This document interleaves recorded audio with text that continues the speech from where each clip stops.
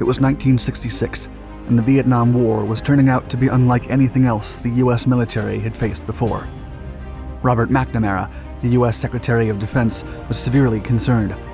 Despite massive territorial gains, the North Vietnamese troops continued to move south freely and didn't seem the least bit deterred from continuing with the conflict. If the U.S. didn't shift its strategy, the war would become unwinnable. Thus, a new plan was devised. The U.S. would use its air superiority to conduct swift hit-and-run strikes in enemy territory, prioritizing enemy facilities over territorial gains. The new body count or search-and-destroy approach began with Operation Attleboro, a massive air assault on the Tây Ninh province, which was being used by communist forces as the main supply area in the region. On September 14, 1966, U.S. troops boarded dozens of Huey helicopters to storm the Tây Ninh province in a series of daring probes. The strikes were moderately successful, with U.S. troops inflicting many casualties on the communist forces and learning of a significant enemy operations base further in the north. Brigadier General Edwin H. de Saussure then deployed 2 battalions to destroy the base before the enemy could reinforce it. But as the American helicopters darkened the sky as they approached the target area, they were in for a nasty surprise. As soon as they landed, the U.S. forces were attacked by communist troops hiding in the tall grass. Besieged by mines, booby traps, and sniper fire, the soldiers were pinned down, and the future of the new strategy hung in the balance.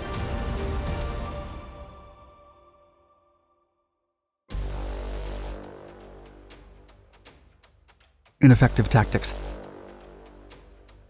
Going back to its initial interference in Vietnam during the 1950s, the U.S. had found little success in resisting the massive North Vietnamese incursions into the south. U.S. leaders firmly believed that if they didn't hinder the spread of communism in Asia, a devastating domino effect would occur, converting the entire continent into a communist force that would pose an insurmountable threat to the U.S. and its democratic allies. But what had started as a minor proxy war, with the objective of training and supplying South Vietnamese forces so they could defend themselves, had soon shown to be not nearly enough to guarantee a victory. The U.S. would stop all pretensions of avoiding a full-flung invasion by 1964 with the Gulf of Tonkin Resolution, which used the alleged attack on 2 American warships stationed off the coast of Vietnam to justify sending tens of thousands of troops to the war-torn country. With the war officially in full swing, the U.S. was confident that its superior firepower and its ability to mobilize troops with the help of its unique airborne assets would give the nation a swift and blunt victory. It was wrong.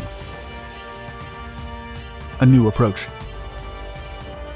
As the months dragged on, it became clear that the American tactics that had proved so successful since World War I would not bring the same results in this new guerrilla warfare scenario. The futility of U.S. strategy didn't become apparent right away. At first, efforts like Operation Flaming Dart, aimed at the relentless and continuous bombing of North Vietnamese assets, seemed to be highly successful, with the communist forces offering little resistance to the American air raids. Still, early triumphs were only a temporary setback for the communist troops, who were able to regroup and counterattack time and time again, apparently impervious to low morale. To make matters worse, American territorial gains meant little, as the communist forces utterly ignored front lines, conducting guerrilla assaults all over South Vietnamese territories and completely devastating their morale. By 1966, Robert McNamara, the U.S. Secretary of Defense, realized that their strategy wasn't working. To address the critical situation, McNamara endorsed a drastic change in tactics, embracing an approach that would completely abandon conventional warfare tactics in exchange for a fast and mobile guerrilla-like doctrine that would give the Viet Cong a taste of their own medicine. The new search-and-destroy strategy would shift the U.S. focus from territorial gains to a body count priority. The idea was to use airborne mobilization to take U.S. forces deep into enemy territory, then strike, cause as many casualties as possible, and then leave as quickly as they had arrived. The new scheme required American troops to report every single enemy they hit, as that would be the new criteria to measure U.S. success in the region. Operation Attleboro. On September 14, 1966, U.S. forces in South Vietnam launched Operation Attleboro, meant to secure the province of Tây Ninh from the North Vietnamese and the Viet Cong, who were using the region as a significant supply center, storing munitions, weapons, and thousands of tons of rice to support communist infantrymen. The ambitious operation would be the perfect testing ground for the new American search and destroy tactics. If the process was a success, it could signal that the novel strategy was indeed the right way for the U.S. to move forward. The operation, which was named after the city of Attleboro in Massachusetts, where the 196th Infantry Brigade had been formed, had many obstacles to overcome. On the one hand, the new tactics represented a significant deviation from the tactics soldiers were trained to perform, and on the other hand, the 196th Infantry Brigade tasked with spearheading the operation was still considerably inexperienced. Additionally, the approximately 22,000 South Vietnamese forces supporting the U.S. troops were also unprepared and suffering from low morale. Despite the numerous obstacles, the U.S.-led forces had one definite advantage: the element of surprise. The communist troops were used to the way that U.S. troops fought, and they didn't expect a radical change in tactics. The assault commenced with one of the largest aerial mobilizations of the war, where thousands of U.S. troops were flown into the area outside of Do Trang aboard swarms of Huey helicopters. The scene made for a spectacular moment as the Bell UH-1 Iroquois pierced the front line to deliver troops right over enemy bases. The first skirmishes found little Viet Cong resistance, and the U.S. troops inflicted heavy casualties while forcing the remainder of communist troops to retreat north amid the chaos and the surprise delivered by the novel U.S. strategy.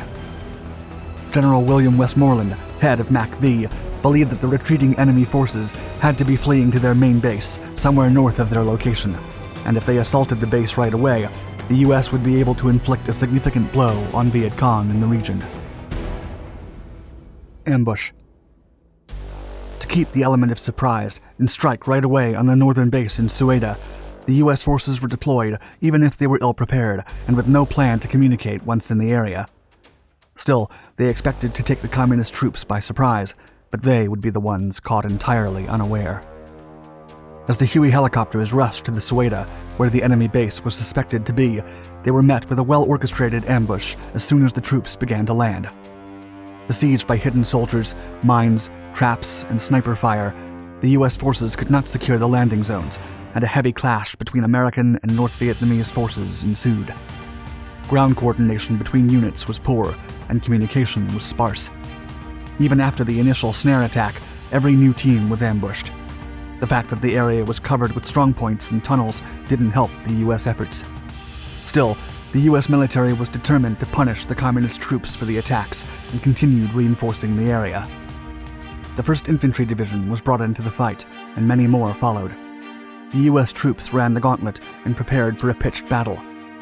Retreating and leaving in defeat was not an option. Resurgence. The U.S. continued to commit thousands of troops to the region during the following days, and soon there were over 22,000 troops in the area. The initial advantage the communist forces had gained by their effective ambush had disappeared by now, and they soon broke up into smaller groups and fought a fighting retreat into Cambodia. With their morale renewed, the U.S. and South Vietnamese forces pursued the fleeing enemy all the way to the border while causing much harm. Still, as they reached the boundary, the Americans had to stop, as they were strictly forbidden to cross into Cambodia. Despite the initial ambush, the U.S. forces considered the results of the operation an overwhelming victory. They'd been able to capture a considerable number of supplies and assets as the enemy fled, and they had masterfully implemented their new tactics, inflicting overwhelming damage to the North Vietnamese forces. The U.S. strategists were confident that if it wasn't for their inability to cross the border, they would have completely destroyed the North Vietnamese forces in the area, even more than they already had. Search and destroy tactics were instantly praised, and a renewed confidence in a victory in Vietnam started to brew. Unparalleled adaptability. The search and destroy doctrine became the new standard right away. The American top brass viewed Attleboro as a missed opportunity, and was convinced that with better response time and coordination, they could get the significant victory they were seeking in the next battle. The High Command also knew that striking bases deep within the enemy territory in a synchronized manner would be the only way to weaken the extremely versatile Viet Cong forces and prevent them from moving freely within the southern Vietnamese region. However, as the war progressed, search and destroy operations became notorious for unreliable body counts. Numbers were sometimes exaggerated, and erroneous data was expected due to false reports of defectors, faulty intelligence, and in some cases, simple miscounting. Cases where independent body parts were counted as KIA were infamous and led to severe criticism of the entire body count doctrine being used by the US forces. Still, the search and destroy strategy was used as the tactical doctrine in some of the most significant battles in the war, including Operation Junction City, and even in the aftermath of the Tet Offensive in 1968, to clear out pouches of insurgents all over the country. Results. Ultimately, Operation Attleboro was considered a great success as a test of what search and destroy was capable of. The operation gave McNamara reason to believe that they had found a winning formula, if only they could get the troops to successfully implement it. But as in many other moments in the war, optimism paved the way for US forces to underestimate their enemy. Despite the heavy losses that the North Vietnamese forces suffered, they were able to bolster their recruitment and return in even greater numbers in just a matter of months. Additionally, North Vietnamese troops quickly learned the new US strategy and adapted to its use. By implementing even more drastic guerrilla tactics, the Viet Cong was able to effectively negate many of the advantages America had gained by implementing a search and destroy doctrine. In 1968, with the unleashing of the Tet Offensive, the US bitterly learned that their tactics had been of little use, as the Viet Cong numbers were growing and they continued to penetrate southern territories freely. America was not even remotely close to a victory. Even though Operation Attleboro was the most extensive series of air-mobile operations at the time, the hope it had brought of a definitive victory had only been an illusion. Thank you for watching our video. Do you think any specific set of tactics could have made a difference for US forces in Vietnam? Please let us know in the comment section below, and don't forget to share, like, and subscribe to help this video reach more people. Also, for more exciting history-inspired content, check out our other Dark Documentaries channels, where we continuously publish new videos. Stay tuned.